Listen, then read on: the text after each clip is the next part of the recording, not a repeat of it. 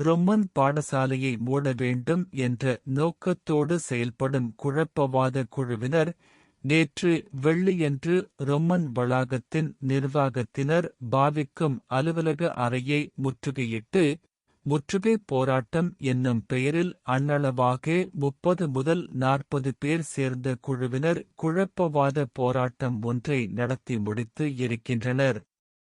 நிர்வாகத்தினரின் அலுவலக அறைக்கு வெளியில் நின்ற இந்த போராட்டக் குழுவினர் மிகவும் கீழ்த்தரமான வார்த்தைகளை, சொல்ல முடியாத பாவனையில் இல்லாத பல வன்சொற்களையும் பாவித்ததை அறிய முடிகின்றது. கத்துதல், மிரட்டுதல், தனிப்பட்ட மனிதர்களுக்கு எதிராக வசைபாடுதல் போன்ற மலினமான செயல்பாடுகளை போராட்டம் என்னும் பெயரில் வந்த குழுவினர் செய்தது ஒன்றும் வியப்பானதும் அல்ல.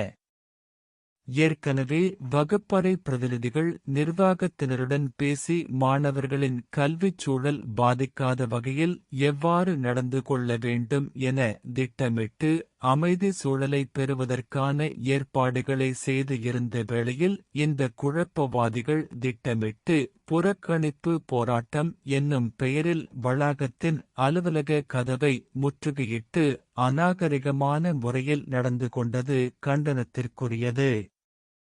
ரொம்மன் நிர்வாகத்தினரால் நிகழ்த்தப்பட்ட வகுப்பறை சந்திப்புகளின் பின்னர் ஆசிரியர்களின் பணிக்கு இடையூறாக யாரும் இருக்கக்கூடாது என ஏற்றுக்கொண்ட போதிலும் ஒரு சிலர் அதிலிருந்து விலகி இவ்வாறு மலிவான புறக்கணிப்பு போராட்டம் என்னும் பெயரில் மேற்கொண்ட நடவடிக்கையானது மிகவும் கீழ்த்தரமானது.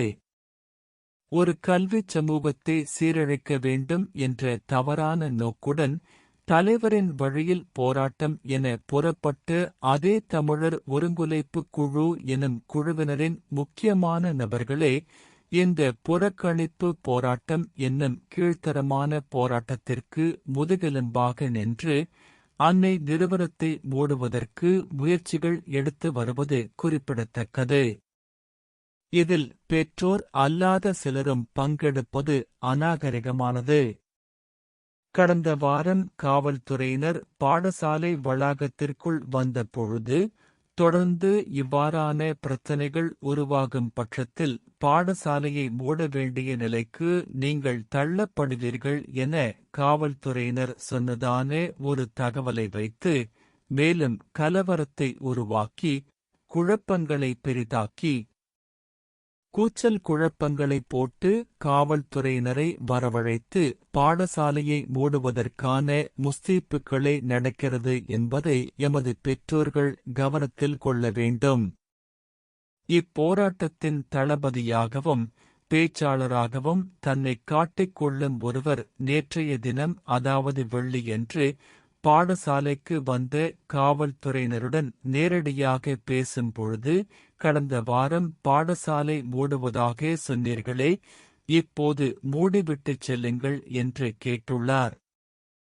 இதுவே இவர்களின் உண்மை முகத்தையும் இவர்களது நோக்கத்தையும் தெளிவுபடுத்துகின்றது. குழந்தைகள் தமிழ் மொழி கல்வியை கற்க வேண்டும் என்ற நோக்கோடு குழப்பமற்ற வகையில் அனைத்தும் செயல்பட வேண்டும் என்ற நோக்கோடு பெற்றோர் பிரதிநிதிகளால் நடத்தப்பட்ட கூட்டத்திலும் தமது பிள்ளைகளுக்கு ஏதாவது சிக்கல்கள் இருந்தால் அந்தந்த பெற்றோர் உரிய தமது பிள்ளைகளுக்காக தனிப்பட்ட முறையில் பேசுவதே சரியானது என முடிவும் எடுக்கப்பட்டது. ஆனாலும் இவர்கள் கூட்டமாக வந்துதான் பேசுவோம் என்ற பாணியில் அனைத்தையும் குழப்பி அடிக்கும் ஒரு வேலையை செய்வதை எமது பெற்றோர்கள் அடையாளம் கண்டு கொள்ள வேண்டும். ரொம்மன் வளாகத்தின் நிர்வாக பொறுப்பாளரின் அறையை சூழ்ந்து நின்று கூச்சல் இடும் வேளையில் எவ்வாறு ஒரு பண்பான நேர்மையான உரையாடலை மேற்கொள்ள முடியும் என்பதை சிந்தித்து பார்க்க வேண்டும். பிற்பகல் 6 மணி முதல் அண்ணளவாக இரவு 9 மணி வரை அவரது அறையை விட்டு வெளியே வராத வண்ணம் முற்றுகை போராட்டம் என்ற பெயரில் தார்மீகமற்ற, அறமற்ற தரம் கெட்ட போராட்டத்தை செய்ததாக அறிய வருகிறது. சில தனிப்பட்ட நபர்களுக்கு எதிராக எடுக்கப்பட்ட நடவடிக்கையை முழு பாடசாலைக்கும் எதிராக நடவடிக்கை எடுக்கப்பட்டது போன்று சித்தரித்து, அதை வைத்து போராட்டம் என்னும் பெயரில் கல்வியை குழப்பும் இந்த கும்பலின் நடவடிக்கை மிகவும் கேவலமானது.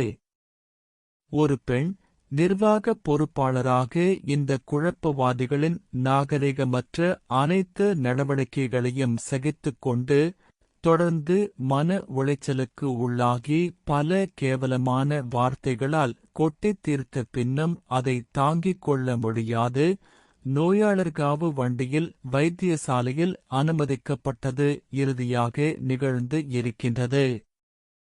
இந்த நிகழ்வுகளை தொடர்ந்து பார்த்து கொண்டிருக்க முடியாது என பெற்றோர் வகுப்பறை பிரதிநிதிகள் தற்போது பொங்கி எழுந்ததாக செய்திகள் வந்த வண்ணம் இருக்கின்றன.